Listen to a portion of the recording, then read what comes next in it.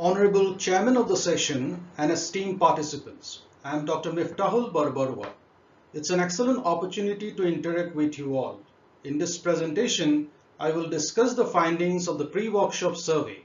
The time limit will force me to make a speedy presentation. Resource person of the workshop and the team at OIE provided valuable support for the survey. I want to specially thank Dr. Pasang Sring for his support. The survey targeted 9 countries from the sub-region of South Asia and Iran, and out of the 9 countries, 7 South Asian countries responded. Along with my colleague at OIE, I would like to express sincere thanks to each country respondent. A desk review informed the survey design and it was implemented virtually from 23rd March to 6th April 2022, which was extended to 11th April 2022. As an immediate limitation, I want to highlight that the single country response is not necessarily based on the country level consultation and may not reflect the accurate picture. The survey is not making comparison between countries and the analysis avoid mentioning name of any country. I hope the presentation will enrich the discussion during the workshop. Since one of the workshop's main objective is to promote technical cooperation in veterinary education at the sub-regional level, during first section of presentation, I shall cover institutions, emerging policy, changing legal landscape and collaboration. The sub-region has 136 veterinary educational establishments, more than 100 of which are within South Asia itself. 2 countries are yet to have veterinary educational establishments providing graduate veterinary courses. A majority of 6 out of the 9 member nations have functional veterinary statutory bodies. In recent years, few countries in the sub-region have been observing a change in policy and veterinary statutory body related regulatory scenarios. For example, India and Pakistan published new educational policies in the year 2020, indicating likely changes to the overall professional education scenario. Afghanistan and Bangladesh have notified new laws related to veterinary statutory bodies, and Sri Lanka has drafted a new Veterinary Council Act. I understand that all the participants have access to the draft desk review, and I expect your valuable support to improve the work further. Is diversity a challenge for collaboration? The sub-region shows slight diversity in terms of terminology and duration of veterinary undergraduate degrees conferred by veterinary educational establishments.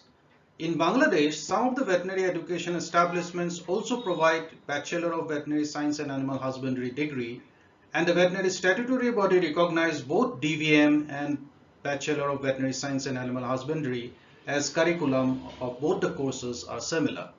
The desk review could not document any literature on comparative curriculum study focusing on countries of the sub-region. Both the desk review and the survey indicated the diversity of nature of nodal contact points for inter-country collaboration. Similarly, institutional diversity exists in the context of continuing veterinary education.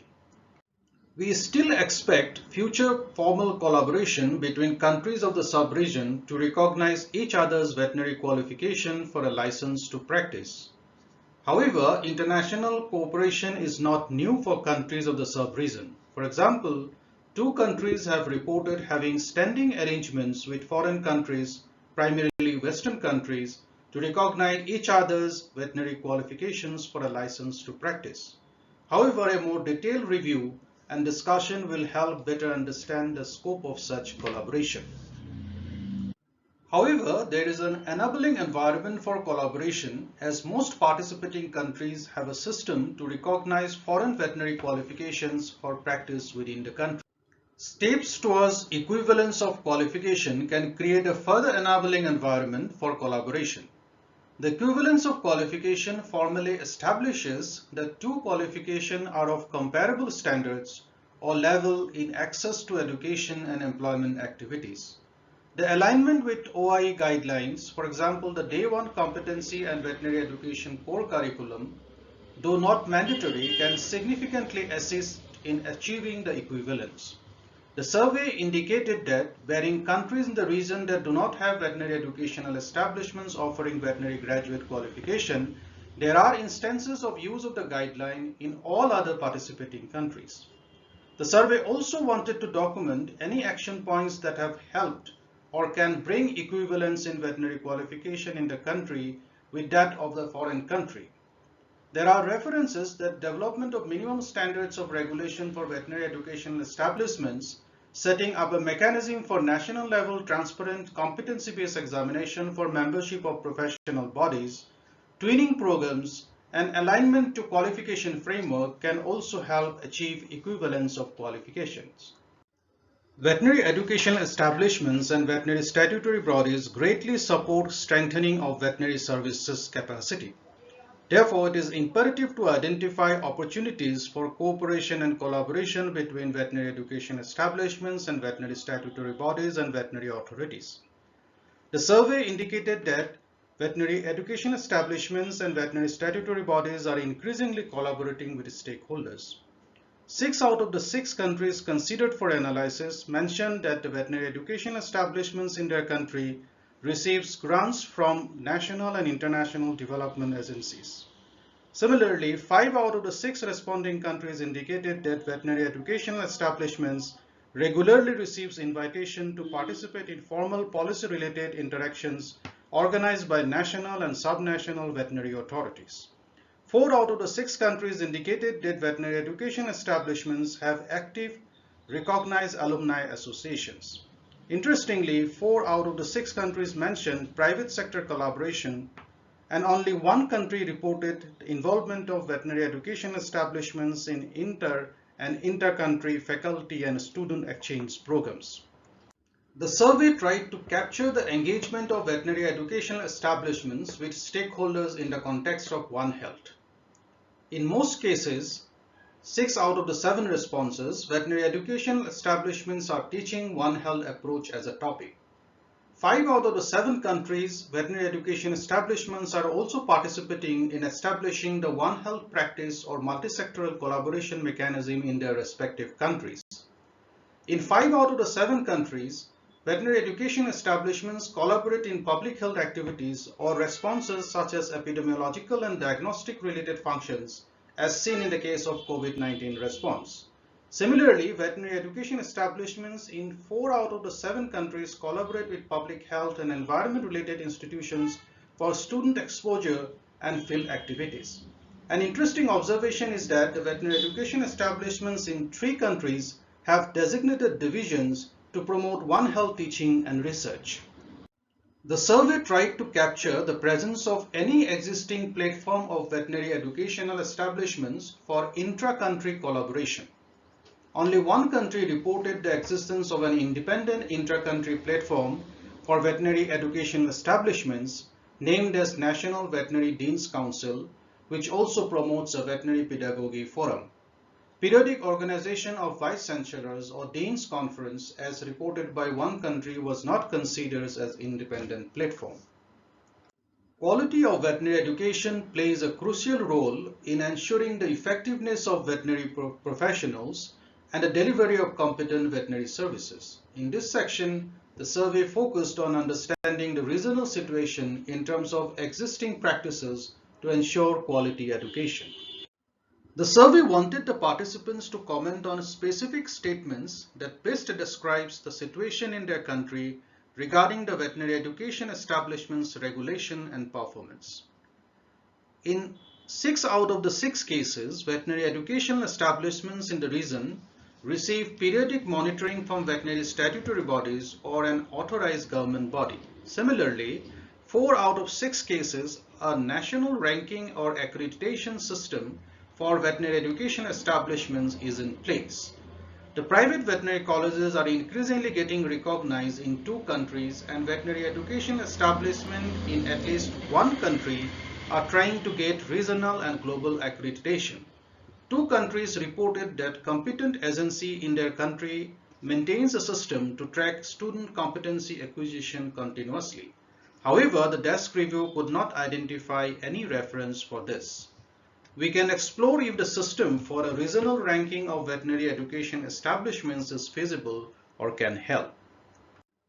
Regarding the availability of a mechanism to train faculty members of veterinary educational establishments regularly on pedagogical methods or educational technology, only select veterinary educational establishments in the region have a mechanism to train faculty members regularly. We can explore the possibility of developing a regional pool of educational or pedagogy-related experts. Response of 5 out of the 5 responding countries considered for analysis indicated that veterinary education establishments in their countries follow a countrywide harmonized veterinary graduate curriculum. A harmonized national curriculum within the sub-region will be helpful to promote inter-country regional collaboration. The survey wanted the participants to comment on specific approaches they are adopting to ensure veterinarians' holistic learning and hands-on clinical and practical skill training. Most of the participating countries with veterinary educational establishments indicated adopting multiple approaches as per the given possible option to ensure holistic learning and hands-on clinical and practical skill training. 5 out of the 6 respondents reported case or work-based learning approaches.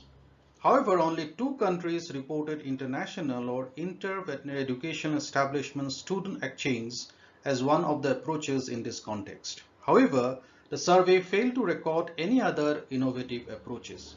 There exists ample scope for innovation in this context.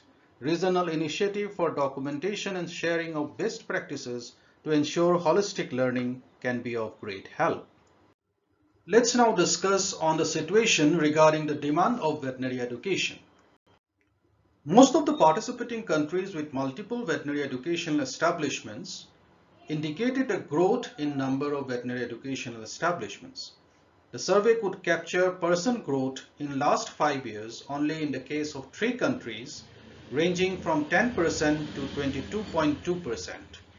An increase in veterinary education establishments growth should accompany the robust implementation of regulation. It also indicates the increasing need for trained faculty. We can explore if the regional exchange of faculty is feasible or helpful. Let us now discuss the gender balance in the context of veterinary education.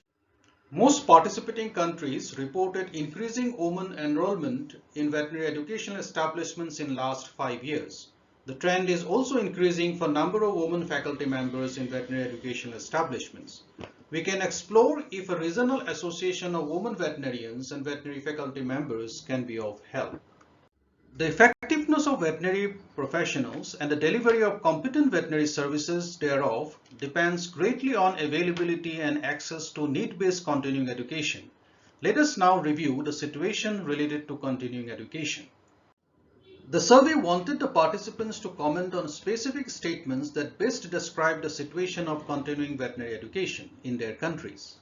5 out of the 7 countries indicated nomination to various programs provided by general training institutes, and 5 out of the 6 participating countries with veterinary educational establishments opted for short-term courses offered by veterinary education establishments as a situation that describes the continuing veterinary education landscape in their country. 3 out of the 7 participating countries indicated the presence of a national budget for continuous veterinary education and the industry contribution. Only 2 countries reported the emergence of paid online and offline country-based continuous veterinary education programs. Interestingly, 2 participating countries indicated that recognized continuous veterinary education credit is mandatory for the renewal of registration with Veterinary Statutory Body. However, the desk study is not supporting this finding. Awarding or giving tangible or intangible incentives to personnel for their effort to acquire additional qualification is crucial for enhanced demand of continuous veterinary education initiatives. The survey attempted to explore how countries in the region ensure incentivization of continuous veterinary education programs. As high as 5 out of the 7 countries opted that positive annual confidential report remarks that helps in promotion describes their incentivization. 4 out of the 7 countries indicated that with a CVE certificate, a person could expect enhanced responsibility at work which may satisfy them. Only 1 country indicated financial incentives for attending the CVE programs, whereas 1 country has no incentive system. As per the desk review, participating countries in the region do not consider the CVE program mandatory to renew the registration or licensing, thus reducing the importance or demand for CVE courses. Increased demand for continuous education programs can lead to investment in regional learning management systems for competency-based CE programs. Thank you for listening to the presentation.